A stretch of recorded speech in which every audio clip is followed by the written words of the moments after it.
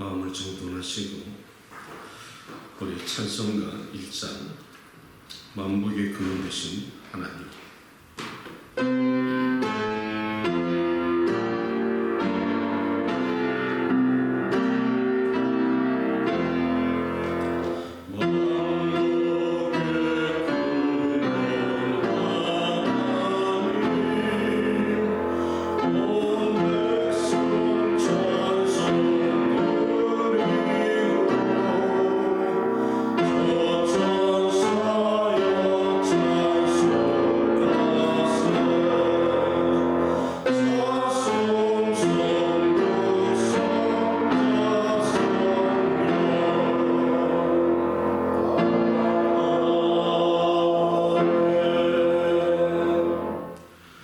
전능하사 천지를 만드신 하나님 아버지를 내가 믿사오며 그 외아들 우리 주 예수 그리스도를 믿사오니 이는 성령으로 잉태하사 동정녀 마리아에서 나시고 본디오 빌라도에게 고난을 받으사 십자가에 못 박혀 죽으시고 장사한 지 사흘 만에 죽은 자 가운데서 다시 살아나시며 하늘에 오르사 전능하신 하나님 우편에 앉아 계시다가 저리로서 산 자와 죽은 자를 심판하러 오시리라. 성령을 믿사오며 거룩한 공예와 성도가 서로 교통하는 것과 죄를 사해 주시는 것과 몸이 다시 사는 것과 영원히 사는 것을 믿사옵나이다. 아멘. 우리 찬송가 지금까지 지낸 것 301장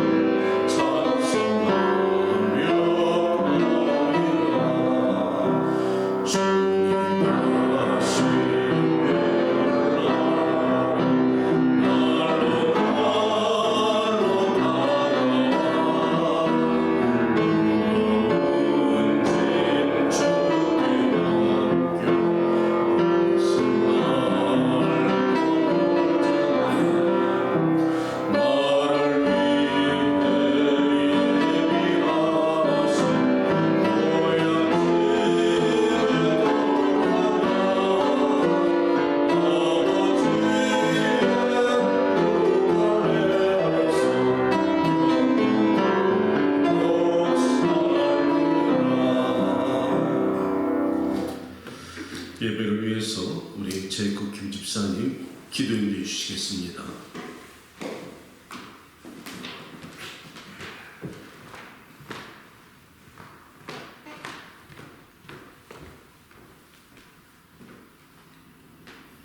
하나님 아버지 감사합니다.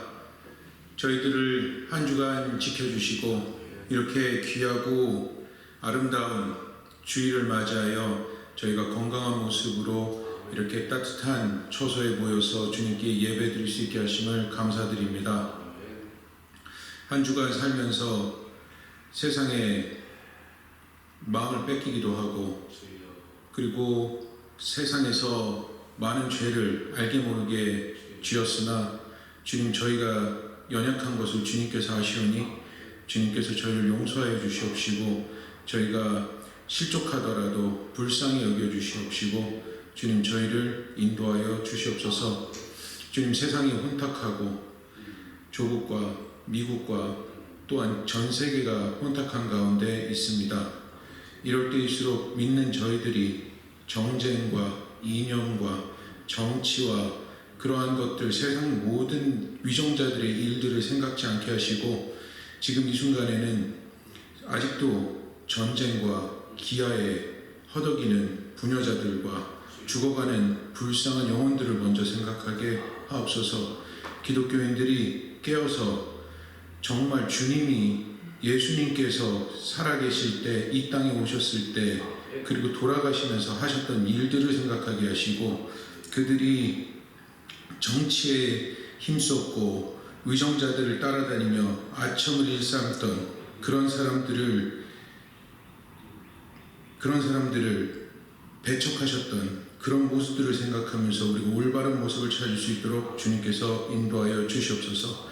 우리 교인들이 지금 여러 곳에 떠나 있는데 이렇게 혼탁할 때 주님께서 더욱더 지켜주시고 그들의 마음을 지켜주시고 육신과 그러한 하는 모든 일들을 지켜주시옵소서. 오늘 하루 주님 인도하여 주실 줄 믿사오며 또한 말씀 전하시는 우리 목사님께 은혜와 권능과 말씀에 더욱더 주님의 힘을 불어넣어 주시옵소서. 예수님의 이름으로 기도했습니다. 아멘.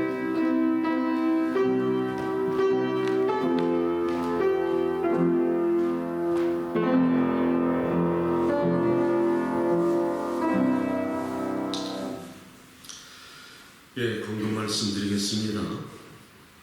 고난주간을 지난 다음 주에 성찬식을 본교에서 하겠습니다. 여러분 기도하실 한 주간 동안에 하나님께서 우리의 허물과 모든 죄를 갖다 예수님의 보혈로 씻겨주시는 거룩한 성찬식에 가족들과 함께 나오시기를 주님의 이름으로 축복합니다. 그리고 휴스턴에 계신 우리 항상 그 말씀을 들으시고 격려해 주시는 박윤호 장로님께서 또 헌금을 또 어려우신 중에서도 보내주셔서 감사를 드립니다. 예배 후에 우리 친교를 갖다 함께 나눌 때 여러분 함께 해주시길 바랍니다. 우리 하나님의 말씀 에스더서 4장 11절에서 16절. 왕이 신하들과 왕이 각 지방 백성이 다 알거니와 남녀를 막론하고 부름을 받지 아니하고 안뜰에 들어가서 왕에게 나가면 오직 죽이는 법이요 왕이 그 자에게 금규를 내밀어야 살 것이라. 이제 내가 부름을 입어 왕에게 나가지 못한 지가 이미 30일이라 하라 하니라. 그가 에스더의 말을 모르드게에게 전하매 모르드게가 그를 시켜 에스더에게 대답하되 너는 왕궁에 있으니 모든 유다인 중에 홀로 목숨을 건지리라 생각하지 말라. 이때에 내가 만일 잠잠하여 말이 하리없으면 유다 군은 다른 데로 말미암아 노임과 구원을 얻으려니와 너와 내 아버지 집은 멸망하리라. 내가 왕의 자리를 얻은 것이 이때를 위함이 아닌지 누가 알겠느냐 하니 에스더가 모르드게에게 회답하여 이르되 함께합니다. 당신은 가서 수산에 있는 유다인을 다 모으고 나를 위하여 금식하되 밤낮 3일을 먹지도 말고 마시지도 마소서. 나도 나의 시녀와 더불어 이렇게 금식한 후에 규례를 어기고 왕에게 나아가려니 죽으면 죽으리라 하니라. 기도합니다. 영원하신 아버지 하나님, 거룩한 주일날 말씀을 붙잡았습니다. 생명의 말씀을 붙잡았사오니 주여 말씀하여 주시고 우리 각 사람에게 심령에 말씀의 화살처럼 꽂히게 도와주시고 가정을 살리고 교회를 살리고 나라를 살리는 생명의 말씀으로 축복하여 주시옵소서. 사랑하는 성도들에게 믿음의 믿음을 더하여 주시고 주의 나라와 영광이 이 땅에 임하실 때까지 충성스러운 정직의 사명 잘 감당할 수 있도록 말씀의 기름 부어주시고 충만하게 하여 주시옵소서. 예수님의 이름으로 기도합니다. 아멘. 오늘 여러분과 말씀을 갖다 나눌 말씀의 주제는 나라의 흥망을 좌우한 성경의 여인들은 누구일까? 대표적인 두 사람을 갖다 여러분과 말씀을 통해서 나누고 싶습니다. 집사님께서 기도해 주신 것처럼 우리 조국이 혼란스럽고 미국도 지금 어려운 혼란 속에 있습니다. 나라가 위기에 있을 때 과연 우리가 믿음의 사람들은 어떻게 그 위기를 극복했고 오늘날 우리는 그 모든 현상을 바라보면서 믿음의 사람들은 어떻게 위기를 극복할까 말씀의 주제로 깨닫는 여러분들에게 은혜가 있을 줄 믿습니다. 떠나온 조국이지만 내 어머니의 나라 나에게 모국이고 그곳에서 태어났고 그곳에서 군대 생활하고 살다가 여기까지 와서도 디아스포라 한인의 삶에서 모국을 잃어본 적은 없지요. 여러분도 그러신 줄 믿습니다. 그래서 항상 몸은 떠나 있어도 마음은 한국에 있어서 내 조국이 그 어떤 그 정치적인 혼란을 갖다가 우리가 무심히 보지 않고 관심을 두는 것은 어쩔 수 없는 핏줄이기 때문일 것입니다. 요 근래 한국의 위기를 바라보면서 어떻게 할까 말씀을 갖다 기도하면서 오늘 이 말씀을 갖다 주제로 삼았는데요. 위기가 기회가 될 수도 있다는 겁니다.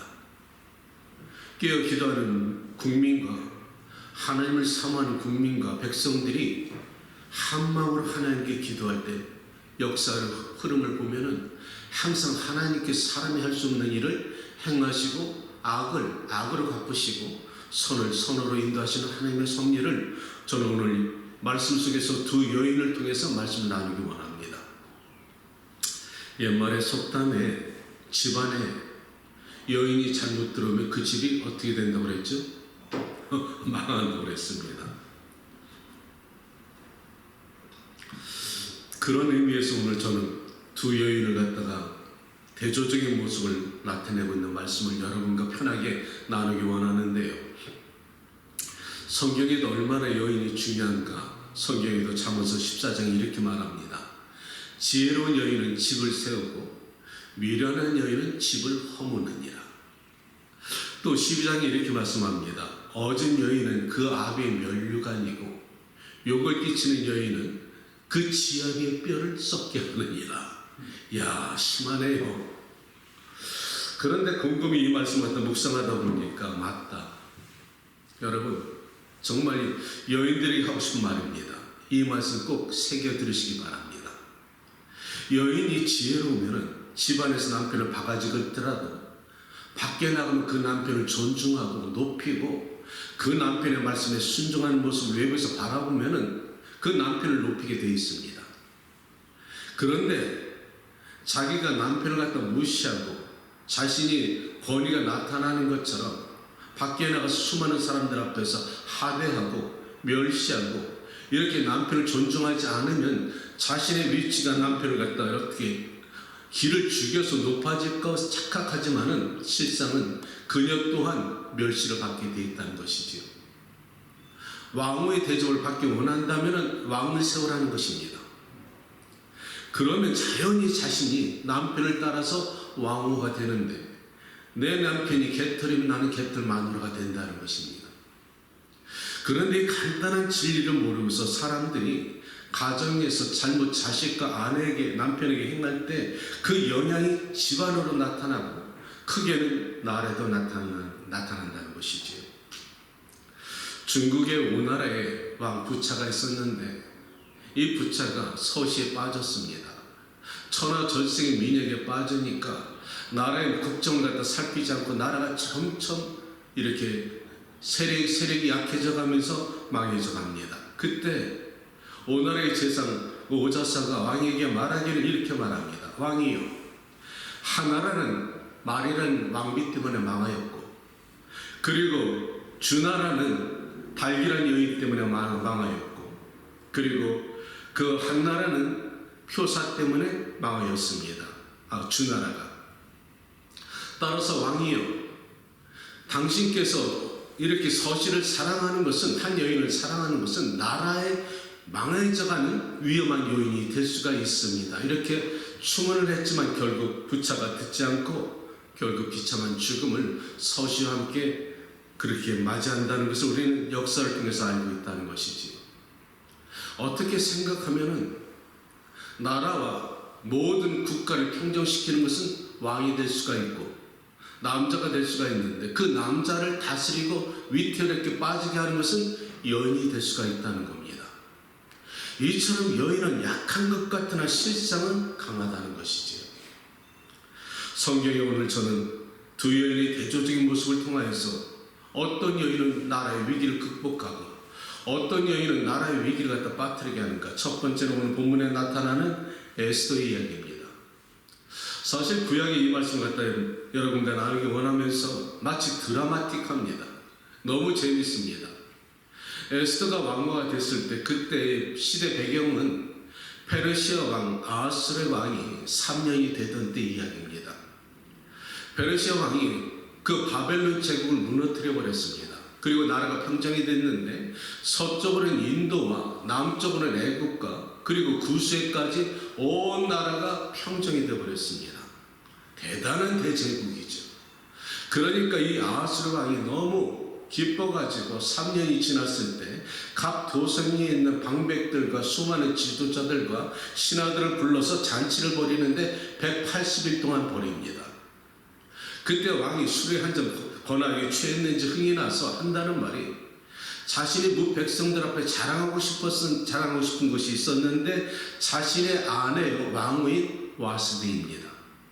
그녀가 아마 천하절색했던 것 같습니다. 왜 남자들 그렇잖아요. 내 마누라 한번 볼래? 그 미인의 모습을 자랑하고 싶어서 왕후를 갖다 와서 불러오라고 합니다. 그러니까 신하들이 가서 왕후 와스디에게 왕이 당신을 부르십니다. 이렇게 말했으면은 왕후가 그 말씀의 부르심에 따라서 가슴이 얼마나 좋아. 얼굴은 아름다운 천하절색인지 모르지만 그 내면의 교만함이 있어서 왕의 부르심을 거절했다는 것이지요. 남편의 뜻을 순종하지 않았다는 겁니다. 그 소식을 들은 왕이 성경에는 어떻게 그 아하스의 왕의 마음을 갖다가 심기를 표현했느냐면은 왕이 그 말을 듣고 속이 불붙는 듯 하더라. 그러니까 신하들이 그 모습을 보고 왕의 체면이 구겨졌을 뿐 아니라 신하들도 그 모습을 보고서 그 왕으로 와스디를 갖다 폐위시켜 버립니다. 자, 한 여인의 교만이 스스로 패망의 길을 걸어 들어갔다는 것이지. 얼굴만 이쁘면 뭐하냐고. 마음이 고와야 여자지. 어디서 많이 들어본 대중갈 같은데 이것이 간단하지만 진짜라는 것입니다.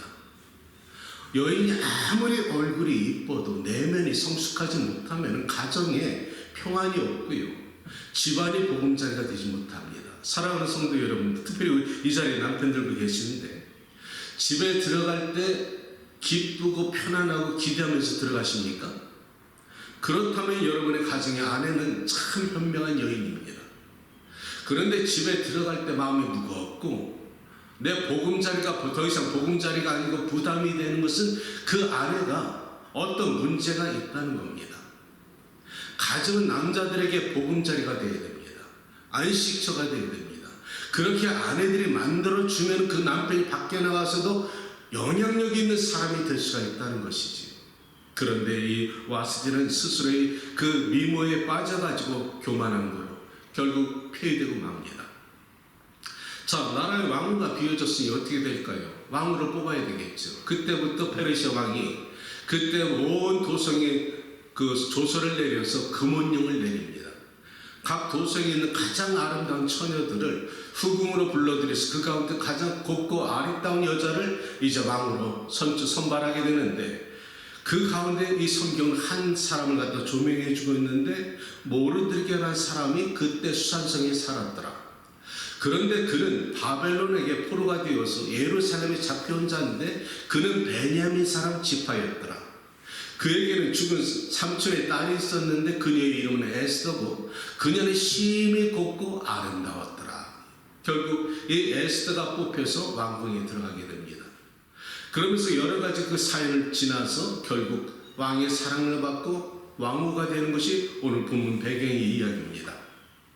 그런데 이 나라가 위기에 빠지게 된 것은 오늘 이 말씀 후에 나타나는 한 인물을 또 성경은 조명하는데 하만이라는 왕이 신하를 갖다 소개해주고 있는데요.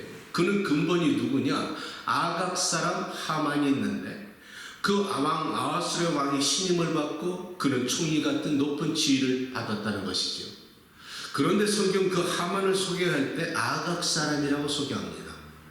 아각이 누구냐? 아말렉의 왕이었던 아말렉 족속이라는 것이죠. 따라서 이스라엘과 아말렉 족속은 원수지간입니다. 언제? 이스라엘 민족이 출애굽하여서 광야를 지나서 가나안 땅 올라갈 때 끊임없이 뒤에서 괴롭힌 자들이 아멜렉입니다. 그래서 끊임없는 원수지간이 됐는데 하만이 왕의 신임을 받아서 높은 자리에 존귀한 자가 되어서 성문을 출입할 때 수많은 사람들이 엎드려 절하더라. 성경 글을 갖다 이렇게 높은 자리를 갖다 설명해 주고 있는데, 유독히 한 사람 모르드게라는 인간이 고개를 뻣뻣이 들고 인사도 하지 않고 이렇게 있음을 발견하게 됩니다. 저가 누구냐? 유대인입니다. 그러므로 인해서 이 하만의 마음속에 불이 치밀어 오르기 시작한 것이지. 그가 유대인이라는 말을 들으면서 그가 마침내 모르드게를 죽이기를 작정하는데, 이참에 아주 싸그리 그 페르시아에 있는 각 도성에 있는 유대인을 갖다 진멸하기로 작정해 버렸다는 것이죠. 이것이 위기가 된 겁니다. 한두 명이야 수백만 명이 그 지역에 살아가고 있는데, 그 모든 유대인들을 이번에 싹 죽여버리려 작정하고서 왕에게 나가서 모함하기 시작한다는 것이죠. 왕이에요. 왕께서 이 모든 나라를 평정시키시고 평안에 이르게 하셨습니다. 그런데 한 민족이 있어서 왕의 규례를 따르지 않고, 왕의 법률을 따르지 않고 위험한 족속이 있으니 그것이 유다 민족입니다. 차제에 그들을 완전히 죽여버려서 문제 근원이 없게 만드시고, 그들의 모든 재산을 갖다가 탈취해서 내가 왕의 창고에 은 1만 달란트를 넣겠나이다. 은 1만 달란트면요 오늘날 6천만 불입니다. 어마어마한 돈을 갖다가 유대인들의 재산을 탈취해서 왕의 창고에 집어넣겠다는 것이죠. 이 말을 들은 어리석은 왕이 그것이 타당하다 생각해서 승인하고, 그날 즉시로 조서를 갖다가 각 도성에 있는 방백들에게 보내기 시작합니다. 그리고 12월 달 때는 아달월 13일에 그 동일한 날에 각 도성에 있는 지도자들은 모든 그 성에 있는 유대 민족과 모든 사람들을 죽여버리고 재산을 탈취하라고 조서를 보내게 된다는 것이지. 이것이 유대인들의 위기입니다. 저는 이 말씀을 묵상하면서 이것이 요 근대사에 나타난 어떤 그런 역사의 흐름 속에 나타난 생각이 안 나시나요? 2차 세계대전 당시 히틀러가 동유럽에 수백만 명의 유대인들을 학살한 것이 바로 그 전에도 구약에 오늘날에 있었다는 겁니다.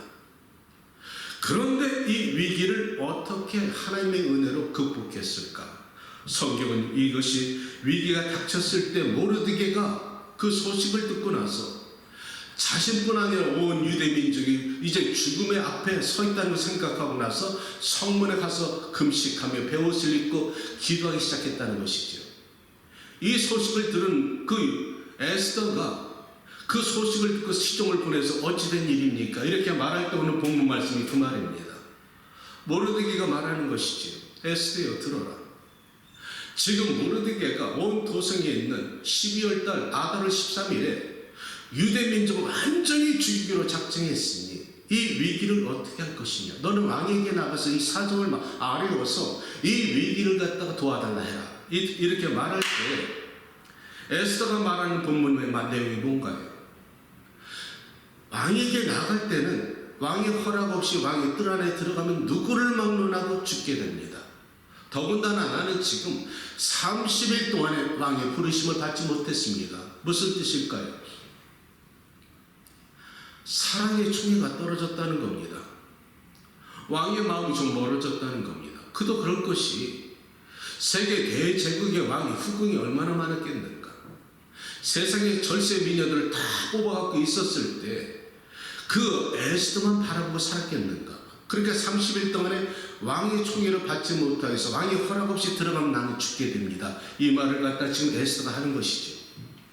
그 말을 들은 모르드게가 다시 회답을 하는 것입니다. 네가 홀로 왕국에 살아있다면 살 수 있겠지만은 하나님은 너의 도움을 없이도 유대 민족을 살려줄 것이니라. 그러나 너와 네 아버지 집은 멸망할 것이다.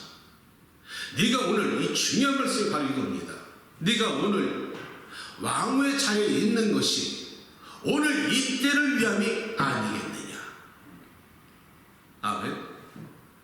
네가 왕후의 자리를 갖다 지금 얻은 것이 하나님께서 미리 앞서서 오늘의 위기를 갖다 계획하시고 위해서 미리 예정하시고 이 위기를 극복하여서 너를 갖다 왕의 자리에 세운지 누가 알겠느냐 이 말입니다. 저는 이 말씀을 듣고서 맞다. 세상에 우연이라는 것은 없고 하나님이 누구를 선택해서 높은 자리에 세우거나 무슨 일을 계획하실 때 항상 앞서서 진행하시고 이스라엘 민족이나 우리 각 개인의 삶이나 고난이 닥치거나 시련이 닥치면 피할 길을 주신다는 겁니다. 이런 비슷한 사례가 어디에 있었다는 것이지요. 요셉이 애굽의 총리가 되었습니다.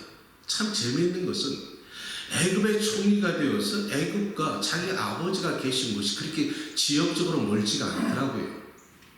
그런데 왜 애굽의 총리가 되어서 그 수많은 나날 동안에 아버지의 집에 찾아가지 않고 부르지 않았을까? 상처였더라고요. 아픔이었더라고요. 형들에게 버림받고 아버지가 자신을 찾지 않는다는 이 서러움이 있더라고요. 그런데요, 하나님의 은혜로 나중에 그 가나안의 기근이 있을 때 형제들이 따라오죠. 나중에 형들이 자기 동생 요셉인 것을 알고 그들이 두려워서 무서워할 때 그 요셉에 한 유명한 말이 있습니다. 형들이요, 두려워 마소서. 당신들을 갖다 앞서서 당신들이 기근과 당신들의 생명을 갖다가 위해서 미리 하나님께서 나를 앞서 보낸 것 뿐입니다.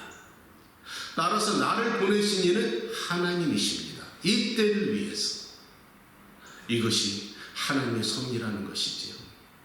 나는 이 말씀을 묵상하면서 하나님이 우리 대한민국 이 때를 위해서 예비하신 것이 있을 줄 믿습니다. 에스더가 이 말씀을 듣고 나서 깨달은 것이죠. 그렇구나. 그러니까 에스더가 다시 회답하기를, 그렇다면 도산성에 있는 수많은 사람들에게 오늘 당신은 말하여 주십시오. 유대 민족들에게 3일간 먹지도 마시지도 말고 나를 위해서 금식해 주십시오. 그렇다면 나와 내 민족도 나와 내 시녀들도 함께 금식하면서 죽으면 죽으리다 내가 나아가리다. 이렇게 말하면서 3일 금식을 합니다. 자, 이것이 하나님을 움직였을까요? 예. 이런 놀라운 역사가 하나님으로부터 나타나는 하나님의 자비를 구하는 것이란 말이지요. 요나서 여러분 기억하십니까? 요나에게 하나님 말씀하십니다. 너는 가서 니네에 가서 몇 날이 못 돼서 하나님께서 그 성을 갖다 완전히 진멸할 것입니다. 그때 요나가 도망가다가 나중에 할 수 없이 하나님께 붙잡혀서 억지로 할 수 없이 순종해서 니네성에 가서 돌아다니면서 선포합니다. 너희가 몇 날이 못 돼서 이 성이 무너질 것이다. 그런데 놀라운 것은 니네 백성들과 왕의 반응이었습니다. 아니, 그 이스라엘의 늙은 선지자가 한마디 하고 돌아다니는데 그것을 하나님의 말씀으로 들었다는 겁니다. 살려면 이렇게 귀가 열린다는 거예요. 하나님의 말씀 아무리 전해도 죽어가는 영혼은 깨닫지 못하지만 살려는 사람은 그 말씀을 소리 듣지 않는다는 겁니다. 그러니까 니네 그 아스리아 성, 니네 왕부터 시작해서 신하와 백성과 심지어 짐승까지 베옷을 뒤집어 쓰고 죄를 뒤집어 쓰고 3일을 금식하면서 여호와 하나님께 기도할 때 하나님께서 그것을 보시고 하나님의 진노를 거두실 때 요나가 그것을 바라보면서 뚜껑이 열린 거지. 내가 이러기 때문에 내가 하나님의 말씀을 순종하지 않고 내가 다시스로 도망온 것입니다. 당신은 사랑이 많으시고 자비로우시고 은혜로우시고 노하기를 더디하시고 인애가 많으사 이 백성을 멸하기를 즐겨하지 않는 하나님을 제가 알았기 때문입니다. 이야, 저는 요나처럼 하나님을 갖다가 잘하는 그런 여우가 없다고 생각합니다. 너무나 잘하다. 이것이 오늘 에스더의 기도라는 겁니다. 죽으면 죽으리다. 3일 동안 하나님께 매달려서 이 백성을 위해서 나라를 위해서 기도하는 이 에스더의 기도를 하나님이 들으셨을까요? 자, 들어보십시오. 그럼 3일 기도가 끝났습니다. 이제는 이 에스더가 왕궁에 들어갑니다. 이제는 허락이 없기 때문에 뜰 안에 들어가서 왕이 진노해서 죽일 수도 있다는 것이죠. 안뜰에 들어가니까 성경은 놀라운 반전이 일어납니다. 그때 왕이 뜰 안에 들어오는 에스더를 바라보면서 그 정신이 외출이 나갔는지 뿅 갔다는 거예요. 그래서 왕 에스더가 들어오는 것을 보면서 너무너무 아름다운지라 자기 아내가, 자기 왕비가 그렇게 아름다울 수가 없는 거야. 그러니까 한다는 말이, 왕후여, 네 소원이 무엇이냐? 내가 나라의 절반이라도 주겠다는 겁니다. 에스더는 뜰 아래에 들어가서 한마디 말도 하지 않고 있는데 어떻게 어떤 하나님의 작업이 어떻게 들어갔는지 완전히 왕이 얼이 빠졌다는 것이죠. 자기 아내한테 완전히 빠져버려가지고 나라의 절반이라도 주겠대. 나는 이 말 성경 말씀 듣다가 하도 어이가 없어서 웃었습니다. 아니, 생각해보세요. 나라의 절반을 갖다 얻기 위해서 그 페르시아 대제국 얼마나 많은 군사가 죽었는가, 얼마나 많은 백성들이 고통을 받았는가. 그런데 마누라의 미모에 빠져가지고 나라의 절반을 그냥 주겠대. 이것이 남자들의 허당이라는 거야. 남자들이 아무리 똑똑하고 아무리 강해도 그 남자를 조종하는 것은 아내라는 거예요. 지혜로운 여인은 그래서 남편을 갖다 존중히 여기고 높이는 여인들은 자신도 스스로 존중받지만은 미련한 여인들은 남편을 갖다 무시하다 스스로 빠져들어가는 거지. 에스더가 그 왕의 말에 즉각적으로 대답하지 않고 이틀을 갖다가 지내면서 왕에게 하만과 왕을 잔치에 초청합니다. 그때 왕과 하만이 이틀째 되는 잔치날에 하만은 자신이 신이 났습니다. 왕과 나만 초청했어. 아주 신이 나가지고 나 같은 존귀한 자가 없을걸. 이렇게 까불다가 둘째 날 잔치에 이제 왕이 또 묻습니다. 왕이여, 네 소원이 무엇이냐? 아주 못 줘서 안달입니다. 그때 이제 왕 에스더가 비로소 말을 하지. 왕이여, 내 생명과 내 민족이 죽게 되었습니다. 감히 누가 내 왕을 죽이라는가? 당신 곁에 있는 저 하만입니다. 이 말을 할 때 하만이 정신이 나갔습니다. 왕후가 자기를 갖다가 존중히 여겨서 잔치에 부른 줄 알았는데 자신의 겨냥해서 저자가 나를 죽이려 합니다. 왕이 대노해가지고 밖으로 나가버립니다. 정신 빠진 이 하만이 성경에 이렇게 말씀합니다. 하만이 왕후가 앉아있는 걸상에 가서 엎드려져서 구걸하더라. 살려달라고 매달린다는 것이죠. 그런데 하만의 모습이 참 오해받기 좋습니다. 왕후가 저렇게 앉아있는데 왕후 앞에 가서 무릎에 얼굴을 파묻고 살려달라고 했다는 것이죠. 마침 이때 왕이 들어가다 보니까 이놈이 네가 감히 왕궁에 있지 내 왕후를 강간하래? 이렇게 왕이 화가 났다는 것이죠. 즉시로 신하들을 불러서 저놈을 내다가 죽여버리라. 그랬고 하만이 결국 매달린 것이 하만이 모르드기를 죽이려고 장대를 세웠는데 그 장대에 자신이 몸에 매달아 죽게 되었다는 겁니다. 이것이 하나님의 역사라는 것이죠. 한 여인이 죽으면 죽으려 이삭하고의 마음으로 민족과 그 백성들을 위해서 기도하고 하나님께 매달려 기도할 때 하나님 그 기도를 들으시고 악한 하만을 죽여버리고 선으로 인도하여 주셔서 나라가 위기에서 건져냄이 되니 아달월 13일 날 그 각 도성에 있는 유대인들이 죽는 그날 하나님은 역사를 하셔서 그들의 생명을 구원하시고 이스라엘 민족이 그것을 기념하여서 불임절이라 하더라. 그것이 곧 불임절입니다. 그래서 오늘날까지 이렇게 전해 내려오는 이 아름다운 역사는 어떻게 이루어졌는가? 한 여인이 믿음으로 백성들과 함께 기도할 때 위기에서 구해내셨다는 것이지요. 자, 두 번째는 반대로 대조적인 얘기를 한번 하겠습니다. 중국의 3대 악녀가 누굴까요? 여태우, 측천무, 서태우입니다. 자기 자식을 갖다 죽이고 정치적 야망으로 패권을 잡은 여인들이죠. 그런데 성경에도 있더라고요. 성경에도 4대 악녀가 있는데 한번 들어보십시오. 북이스라엘 왕 아합의 아내 이세벨입니다. 이세벨이 얼마나 악독했든지 그 갈멜산에서 엘리야와 전쟁을 할 때 수많은 그 이스라엘 선지자들을 죽였던 여인입니다.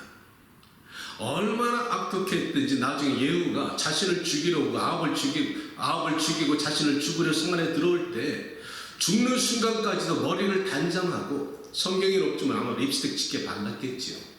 그렇게 화장을 하고 나서 주인을 죽인 너 시므리여 너 평안하냐 이렇게 아주 악독한 말로 독한 말로 하면서 죽음을 맞이한다는 것이죠. 아주 보통 여자 아닙니다. 그것이 희대의 악녀였지요. 두 번째 악녀는 누구냐? 세례 요한에 갔다 목을 달라는 여자가 누굴까요? 헤로디아.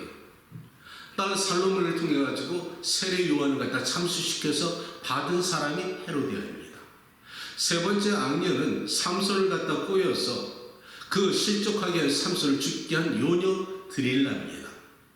네 번째 여인이 오늘 말씀의 주제에 나타나는 여인인데 그녀의 이름은 아달랴입니다. 새벽 말씀 묵상에 여러분들이 말씀을 갖다 여러분들이 읽고 묵상하신 분들은 알 겁니다.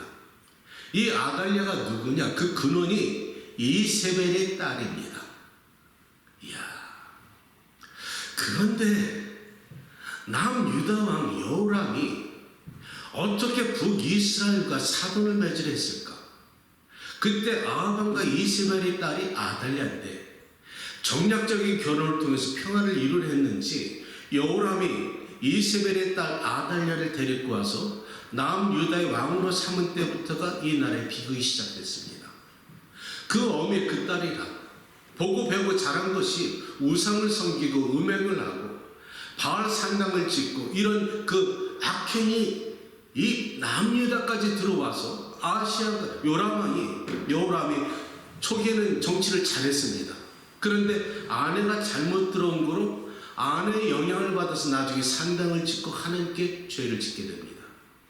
하나님이 진노하셔서 마지막 여호람이 죽을 때 어떻게 죽었느냐?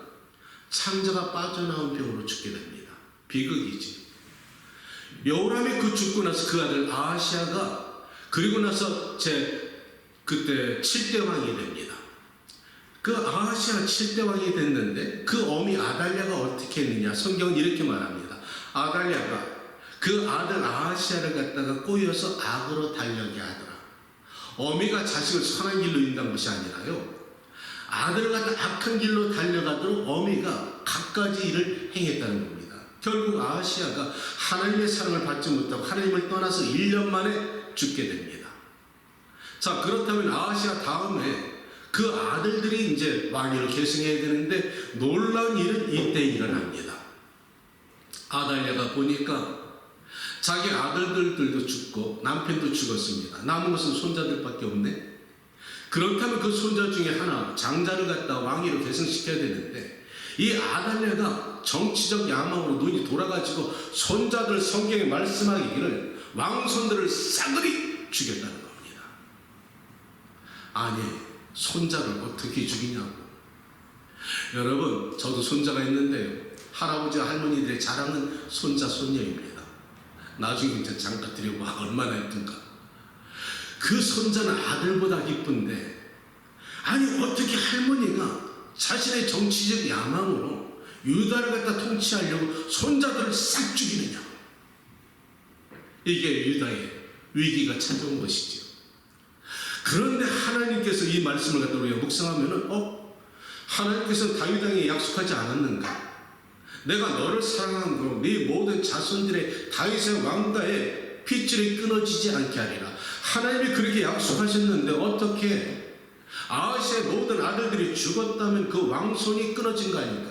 이렇게 생각할 수가 있는데 놀랍게도 성경은 말씀하시는 하나님의 극적인 장면을 마치 드라마틱하게 소개해주고 있는데 그 아하시아 왕자들의 아들 하나가 젖먹이 아기가 있는데 그의 아이의 이름은 요아스인데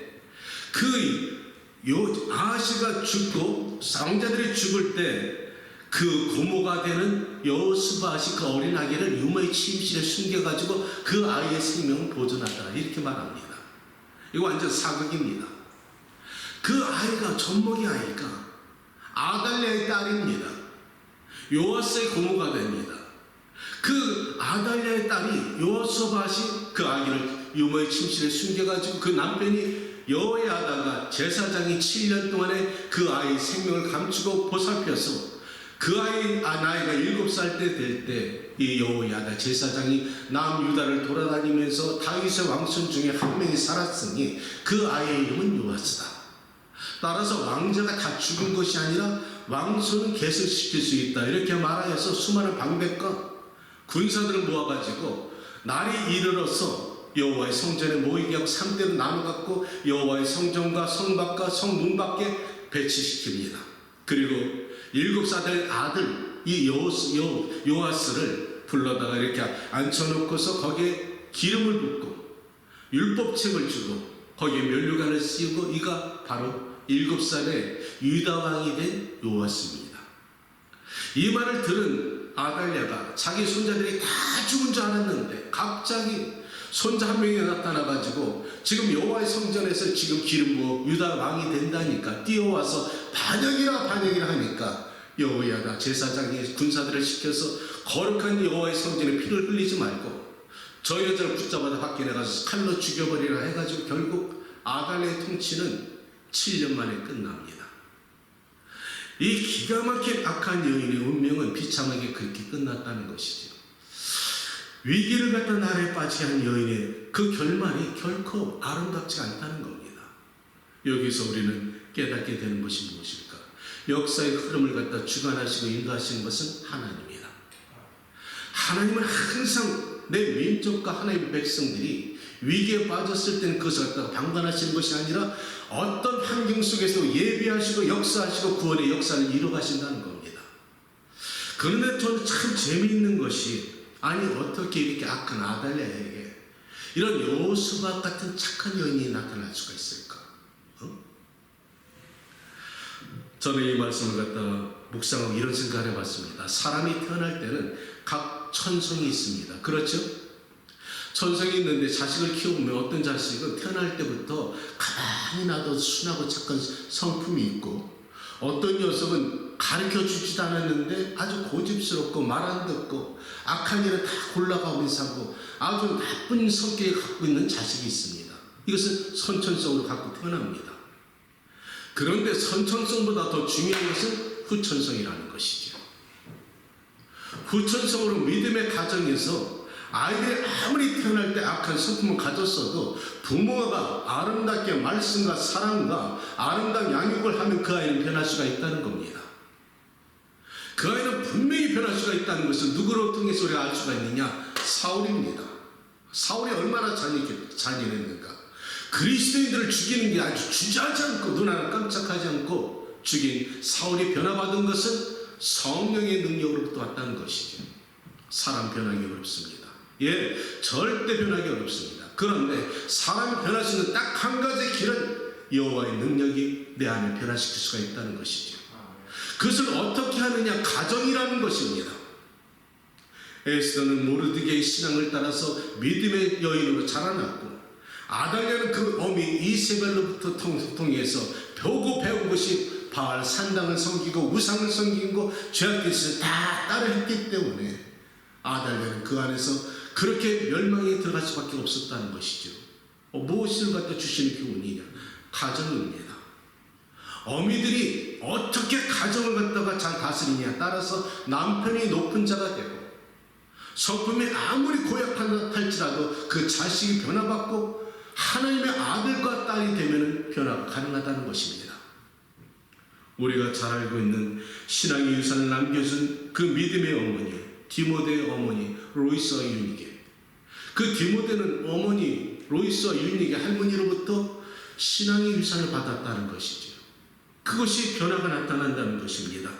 또한 에이브라함 링컨은 미 합중국의 지금도 존경받는 대통령이지만은 그 어머니가 준 날가 빠진 그 성경 한 권이 자신의 평생 신앙관이 되어가지고 하나님 중심으로 살았던 에이브라함 링컨은 지금도 존경받는 미 합중국의 대통령입니다.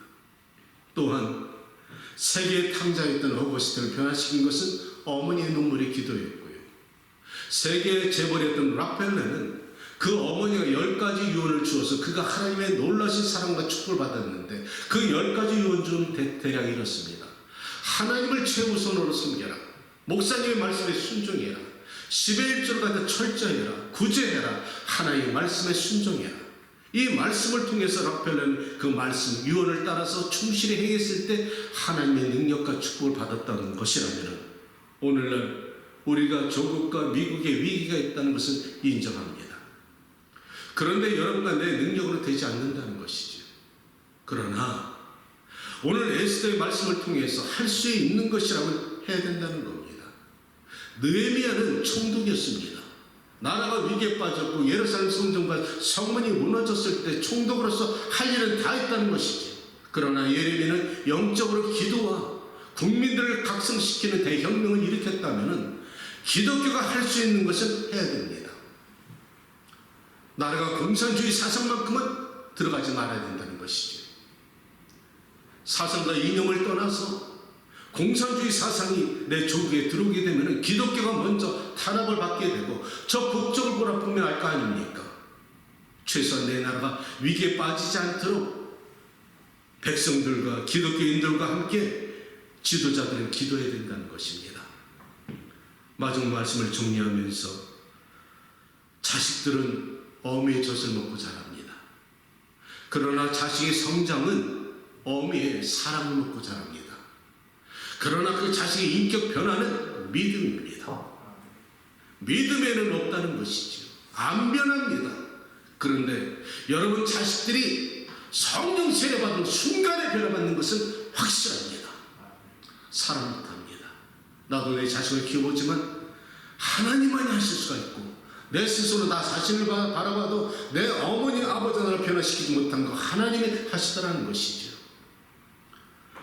여러분, 오늘 저는 여러분에게 좋은 글 한마디를 여러분에게 소개하고 가정의 위기가 왔는가, 교회가 어려운가, 나라가 위기에 왔는가, 그것에 낙심하지 말라는 것이지요. 좋은 글을 한 편 소개합니다.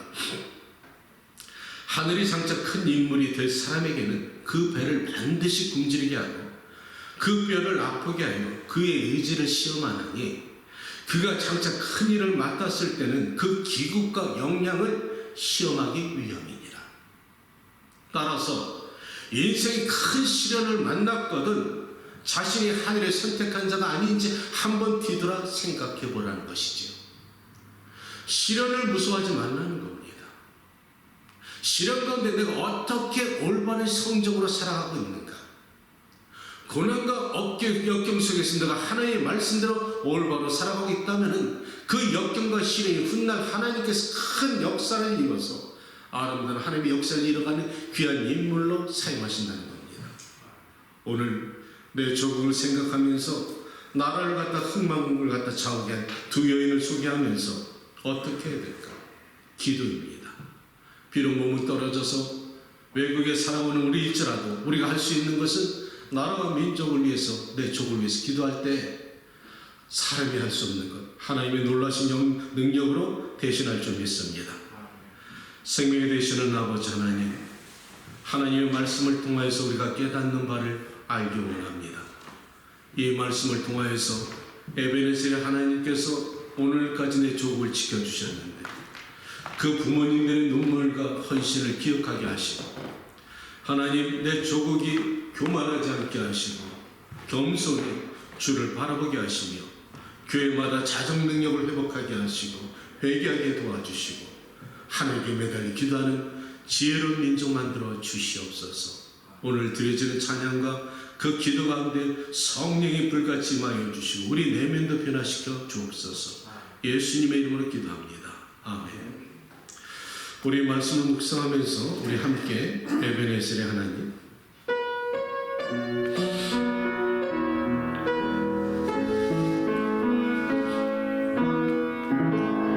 감사하신 하나님, 에베네셀 하나님, 살아계신 하나님,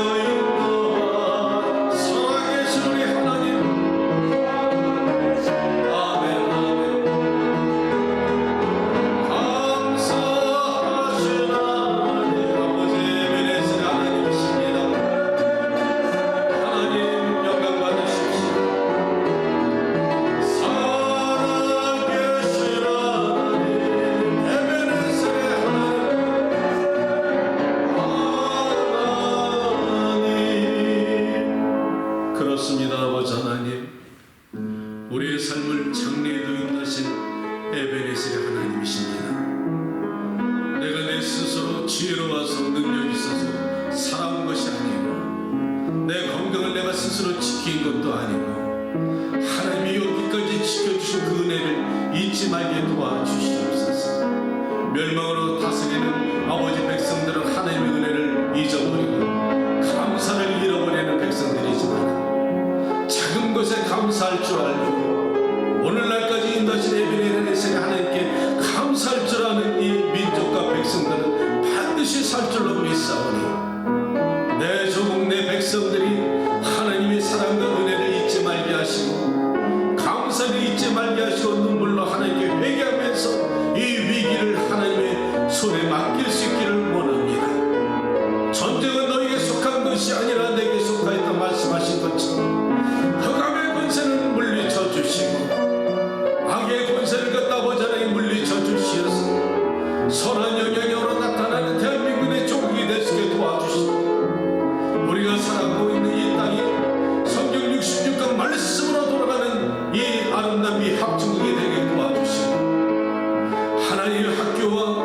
하나님의 모든 공동체마다 다시 한번 기도와 찬양과 하나님의 말씀으로 회복되는 이 미지 합중국이 될 때 하나님 우리가 다시 아버지의 아름다운 하나님 영광을 나타낼 줄로 믿사오니 오늘 이 시간에 드려지는 조국과 내가 살고 있는 미합중국과 내 가정과 내 아내와 또 아버지 어미들을 위해서 우리가 기도할 때 하늘문을 여시 응답하여 주시옵소서. 우리가 이 기도 제목 가지고 주여 한 번만 해서 기도합니다. 주여 하늘의 문을 열어 주시옵소서. 하나님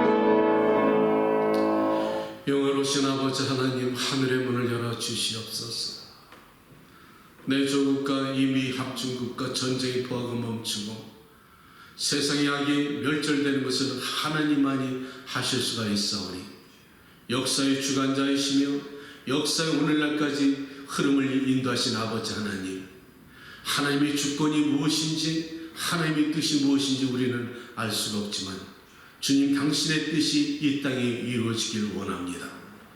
무엇보다도 하나님의 자비와 긍휼을 베풀어 주시어서 하나님의 백성 교회가 무너지지 않도록 지켜주시고 내 조국과 미 합중국을 지켜주시며 사랑하는 우리 자녀들의 살아갈 이 나라도 축복하여 주시어서 우리 자녀들이 아버지 믿음의 사람들 될 수 있도록 어미들의 영성을 축복하여 주시고 썩어질 것을 바라고 썩어질 것을 가르쳐주는 미련한 어미 되지 말게 하시고 남편을 존귀하게 만드는 여자, 자식들을 살리는 여인, 그런 믿음의 어미 만들어 주시옵소서. 하나님, 힐링교회가 여기 서 있습니다. 하나님이여, 작은 무리 속에서도 진정과 신령으로 드려지는 예배로 바치고 있사오니 받아주시고 영광받아 주시옵소서. 오늘도 거룩한 제단에 나올 때 감사의 물질과 10의 일주로 올려드립니다. 그러나 주님, 우리의 마음을 받으시고 이 물질의 10배 100배의 축복을 허락하여 주시옵소서. 하나님, 기독교는 아버지는 기복주의 사상이 아니라 하나님이 반드시 축복하는 것을 체험할 수 있는 믿음의 자녀들 되게 하시고 하나님과 어리석게 거래하지 말게 하여 주시며 감사로 물질을 드리며 감사로 예배를 드릴 수 있는 성숙한 신앙이 될 수 있는 힐링교인 만들어 주시옵소서. 드려지는 이 물질이 하나님께 영광이 될 줄을 믿습니다. 자리에서 일어나시기 바랍니다. 축도합니다. 지금은 우리를 주에서 구원하신 나사렛 예수 그리스도의 무한하신 사랑, 성령의 감동과 교통하심과 하나님의 지극하신 은혜가 이 자리에 고개 숙이고 충성스러운 청지기들에게 마음껏 축복하여 주시며 이 자리에 나오지 못하고 출타 중에 있는 하나님의 백성들을 어디에 있거나 불꽃 같은 눈동자로 지켜주시고 지금 학교에서 수업하고 있는 우리 사랑하는 자녀들이 세상의 어두운 영에 빠지지 않게 하시고 그들의 영혼을 붙잡아 주시어서 구원하여 주시고 하나님, 전쟁터와 고통과 시름 속에 죽어가는 수많은 영혼들을 불쌍히 여겨주시고 그들을 살려주시기 원합니다. 이 복음이 전파되는 곳마다 하나님의 성령이 충만하시는 성삼위 삼일체 이름으로 축복하노라. 아멘.